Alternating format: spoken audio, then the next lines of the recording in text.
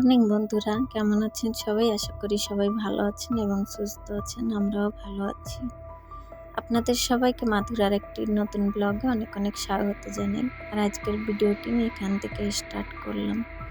আজকে হচ্ছে মঙ্গলবার আর এখন ঘড়ির কাঁটাতে বাজে সকাল 6টা। তো আজকের ভিডিওটি আমি এখান থেকে স্টার্ট করেছি। আই হোপ আজকের ভিডিওটি আপনাদের কাছে একটু হলেও ভালো লাগবে। সম্পূর্ণ ভিডিওটি দেখার জন্য অনেক অনেক অনুরোধ রইল। প্রত্যেক দিনের মতন আবারও চলে আসলাম সকালবেলা ফ্রেশ হয়ে ঠাকুরকে একটা প্রণাম জানিয়ে বাইরেটা ভালো করে ধুয়ে দিয়ে গ্যাসটা পুছতে। আর গ্যাসটা পুছে নিয়েছি, তার সাথে কদিন ধরে আপনাদের সাথে শেয়ার করেছি বিকালে একটু ঝড় বৃষ্টি হচ্ছে, তার কারণে সকালবেলা টেবিল চেয়ার সব কিছুই পুছতে হয়। তো চেয়ারগুলো আজকে পুছলাম না, খালি টেবিলটা পুছে নিয়েছি। আর সব দিনই রান্নার আগে এই ফুলেই সব কিছু পুছাপুছি করে রাখি, তাহলে আমার রান্নাঘরে রান্না করতে আসলে একটু মনটা ফ্রেশ লাগে আর সব কিছু দেখতেও সুন্দর দেখা যায়। আর সকালবেলা আশিবাসি সুন্দর করে সেরে নিলে দেখবেন মনে একটা পজিটিভ ফিল আসে। রান্নাঘর হোক বা বেডরুম হোক, যে ঘরই বলুন না কেন, টিপটাপ করে রাখলেই সেই জিনিসটা দেখতে ভালো লাগে। তো এখানে চলে এসেছি, কতগুলো বাসন ছিল মেজে নিয়ে। আর তার সাথে আপনাদের কিছু বলারও আছে। কদিন ধরে ভিডিও দিচ্ছি, কোনো ভিউজ আসছে না, কিছুই আসছে না, অনেকটাই ডিমোটিভেট হয়ে পড়েছি, ভিডিও করতে আর ইচ্ছাই হচ্ছে না। তাও এটা আমার একটা শখ হিসাবে পরিণত হয়েছে। সবাই আসে বলে ইউটিউবে আসে, কেউ ইনকাম করতে আসে না, শখের জন্য আসে। কিন্তু আমি কোনো শখের জন্য আসিনি, আমি ইনকাম করতেই এসেছি। তো জানি না কবে সফলতা পাবো, কিন্তু ধৈর্য আমি কোনোদিনই ছাড়বো না। যতই ডিমোটিভেট হই না কেন, উঠে দাঁড়ানোর চেষ্টা করব। তো এখান বেলা সকালে দেখেন, সকালের যে বাসি আছে ওগুলো সেরে নিচ্ছি। আর মনে বিলকুলই এনার্জি নেই, কেন কি যদি কেউ ভিডিও দেখে ভিউজ আসে তাহলেই ভিডিও করতে ইচ্ছা হয়। আর যদি ভিডিওতে ভিউজই না আসে তাহলে ভিডিও করে এত পরিশ্রম এত কষ্ট করে কিছুই লাভ হচ্ছে না, ওটা মনে হচ্ছে। ওর জন্য তো অনেকটাই ডিমোটিভেট হয়ে পড়েছি, ওটাকে কেউ বলতেও পারছি না আমি। এটা আমার একটা শখ হিসাবে দাঁড়িয়ে পড়েছে এই জায়গাটায় আমি আজকে যে রয়েছি। একদিন ভিডিও না করতে পারলে ভালো লাগে না, বা না দিতে পারলেও মনটা খারাপ লাগে যে একদিন ভিডিও দিতে পারিনি। তো ভিডিওতে কোনোই ভিউজ আসছে না কদিন ধরে। এমন হচ্ছে আমার সাথে হচ্ছে কিনা কারোর সাথে হচ্ছে আমি জানি না, কিন্তু আমার সাথে হচ্ছে। তারপর চলে আসলাম সকালবেলা, দেখেন গাছে জল দিয়ে রাতে কতগুলো কাল জামা কাপড় কেচে দিয়েছিলাম। এখন যেহেতু গরমের দিন, তো ভাবলাম যে কিছু কাম আগের থেকে আগিয়ে রাখি, তো হাতে সময় ছিল বলে কেচে দিয়েছিলাম। তো সকাল সকাল আবার তুলে নিচ্ছি, শুকিয়ে গিয়েছে, কিছু কিছু শুকিয়েছে, কিছু কিছু এখনো ভিজা আছে। রাতে টিনের তলে দিয়ে রেখেছিলাম, বারান্দায় যে টিন আছে ওর তলে। আর এই যে শাড়িটা দেখছেন, এটা না আমি অনলাইন থেকে অর্ডার করেছিলাম। তো ভেবেছি ধুয়ে একটু রোদে দিয়ে দেবো, কেন যে জিনিসটাই অর্ডার করেন না দেখবেন কেমন যেন একটু গন্ধ হয়। তো ওর জন্য তো অর্ডারটা করেছিলাম, তো কেমন যেন একটু স্মেল ছিল কাপড়টায়, তো ধুয়ে দিয়েছিলাম একটু সার্ফের জলে।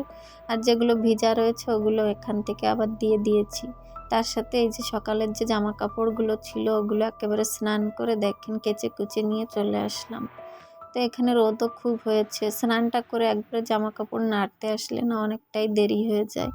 কেন কি দেখেন বেলাটা কত হয়েছে, ওই স্নান করতে গিয়ে অনেকই কাম থাকে, বাথরুম পরিষ্কার করা। আর প্রত্যেক দিনই আমি স্নান করার সময় বাথরুমটাকে একটু পরিষ্কার করি, ডিপ ক্লিন করি না, কিন্তু যেটুক করি আমার একটু আধা ঘন্টা সময় লেগেই যায় ওর জন্যতে। তো এখানে দেখেন জামা কাপড়গুলো শুকিয়ে দিচ্ছি বাইরের থেকে, আর ভিতরে তো জায়গা নেই ওর জন্যতে। আর আজকের এই ভিডিওতে যদি আমার কোনো নতুন বন্ধু থেকে থাকেন তাহলে প্লিজ চ্যানেলটাকে সাবস্ক্রাইব করে দিয়ে আমার পাশে থাকবেন। আর যারা করে দিয়েছেন তাদেরকে অসংখ্য ধন্যবাদ আমার এই ছোট্ট পরিবারের মেম্বার হওয়ার জন্য। আর চাইলে ভিডিওটাকে শেয়ারও করতে পারেন, আর সাথে একটা লাইক কমেন্ট অবশ্যই করে দেবেন। আপনাদের একটা লাইক কমেন্ট আমাকে ভিডিও বানাতে আর একটু মোটিভেট করে। তো স্নান করে পুজোটাও সেরে নিয়েছি, বর যাবে এখন বাজারে। তো এখানে আমাদের আজকে বাজার, তো আপনারা তো জানেন প্রতি মঙ্গলবার দিন আমাদের এখানে সাপ্তাহিকের বাজার হয়। তো ঘরে তেমন কিছু নেই রান্না করার জন্য, তো সকালবেলা এখানে গোলা রুটি করছে। আর অনেক দিনই হয়েছে রুটি খাওয়া হয় না, এই গরম যা পড়েছে তো আজকে করে নিচ্ছি। আর আমার ছেলেটার শরীর ভালো না, আপনারা তো জানেনই, কদিন ধরে আজকে 8-9 দিন ধরে জ্বরও। তো এখন একটু ভালো আছে। আর ও জ্বর জারি হলে না ও কিছুই খেতে চায় না, গোলা রুটিটা একটু ভালো খায়। তো এখানে গোলা রুটি করে নিচ্ছি, আর সাথে আমি রুটিটা খাবো। তো আমার একটু চা না হলে না রুটি খেতে ভালো লাগে না, ওর জন্য তো একটু চা করছি। বর খায় না উনি চা, আর আমিও খাই না, মাঝে মধ্যেই খাওয়া পড়ে। আর রুটিটা এমন করে করি দেখেন, আর এমন করে করলে না, পাতলা করে করলে এত সুন্দর হয় খেতে, পুরো দশার মতন হয়। তো আপনারা চাইলে এটা বাড়িও তৈরি করে খেতে পারেন, এমন পাতলা পাতলা করে, ভালো লাগে খেয়ে দেখবেন।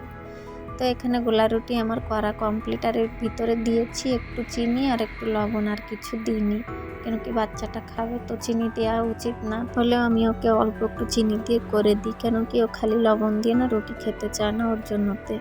তো এই যে বর চলে এসেছে বাজার থেকে, আর দেখেন আজকে নিয়ে আসছে মাগুর মাছ বাজার থেকে, দেশি মাগুর। ছেলেটার শরীর ভালো নেই, তো ওকে একটু একটু করে মাগুরের ঝোল দেওয়া হবে খেতে।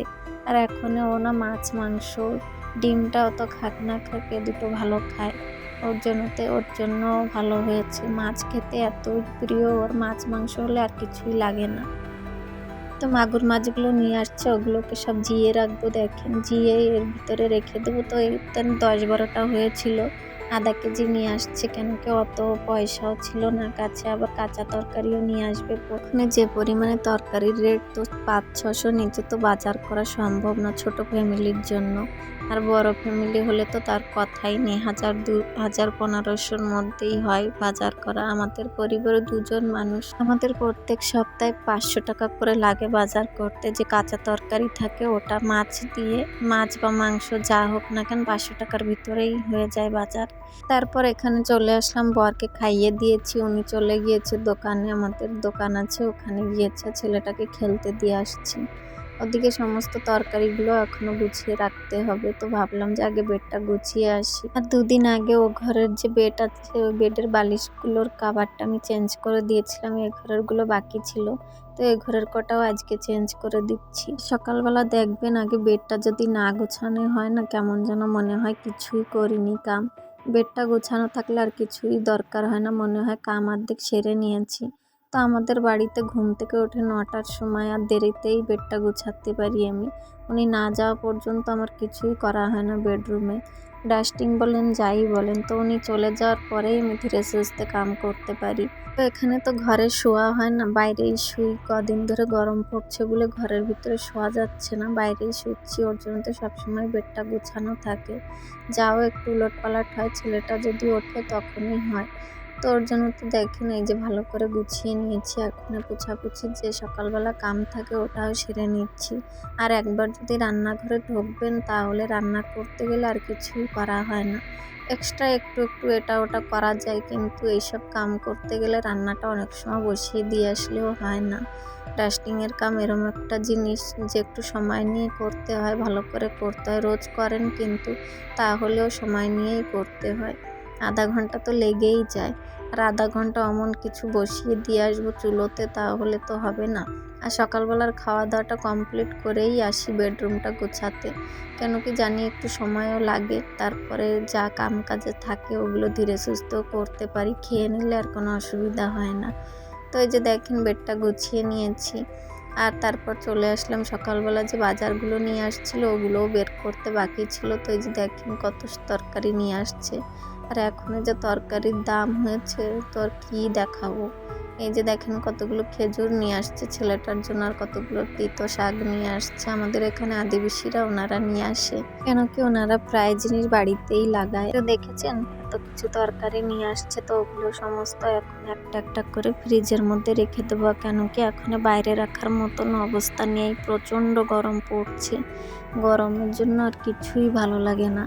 তো মানুষ এমন শুকিয়ে যাচ্ছে, তরকারি শুকাতে কত সময়, আর এখন ফ্রিজটা তো বন্ধই করি না, দিন রাত চলতে থাকে। আর আপনারা যখন তরকারিগুলো ফ্রিজে রাখবেন তখন জরির ভিতরে ভর্তি করে করে রাখবেন, দেখবেন অনেক দিনই যায়, কিছুই অসুবিধা হয় না, তরকারিগুলো যেমন সমানই থাকে। তারপর চলে আসলাম, সকালে যে মাছ নিয়ে আসছিল, একটা মাছ না মরে গিয়েছে, আর কতগুলো ভালো ছিল, তা ওখান থেকে 3-4টে মাছ আমি তুলে নিয়ে কেটে নিয়ে আসছি। তো কাটতে একটু ভয় করছিল, এতে না এত পরিমাণে কাটা, একবার যদি হাতে ফুটিয়ে দেয় তাহলে আর সে হাতের আর অবস্থা থাকে না। তো এই যে দেখেন মাছটাকে ভালো করে কেটে নিয়ে এখানে আমি আজকে মাছটা, তাজা মাছ তো ভাপা করব। মাছটা তো পুরোই জাতা, আপনারা দেখেছেন। আর এমন করে ভাপা খেতে খুবই ভালো লাগে, সচরাচর পাওয়া যায় না আমাদের এখানে। আজকে একটু সকাল সকাল গিয়েছিল তো বাজারে, ওর জন্য তো দেখেন মাছটা পেয়েছে। তো মাছটাকে এমন করে সমস্ত মশলা দিয়ে ভালো করে কাঁচা তেল দিয়ে মাখিয়ে রেখেছি, সাথে একটু পেঁয়াজও কুচিয়ে দিয়েছি। এখন এটার ভিতরে একটু জল আর একটা রিংয়ের উপরে বাটিতে করে বসিয়ে দেব, দিয়ে ধীরে ধীরে করে জাল দিয়ে দিয়ে এটাকে হতে দিতে হবে।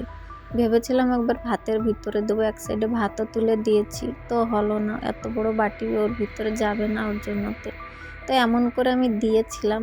কিন্তু না, এত পরিমাণে জল ছিল, আবার একটু এমনি চুলোর উপরে বসিয়ে দিতে হয়েছিল এমন টিফিন বাটিটা ধরে, তারপরে জলটা শুকালো। এই যে দেখেন এমন করে করেছি, আর সাথে সাথে তিতো শাকটা বেগুন দিয়ে ভাজা করেছি, তো দুপুরে এটাই খাওয়া দাওয়া হবে।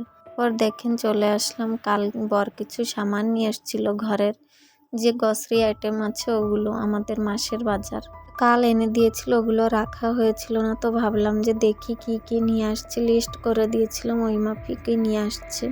তো এই যে দেখেন আমাদের বাড়িতে না কোনো গ্রসারি আইটেম একবারে কিছু এনে রাখা হয় না, কেন কি আমাদের অত ইনকাম নেই যে আমরা এক্সট্রা পয়সাগুলো বসিয়ে রাখবো পুরো মাসের জন্য, 2-3 হাজার টাকার বাজার করে রাখবো।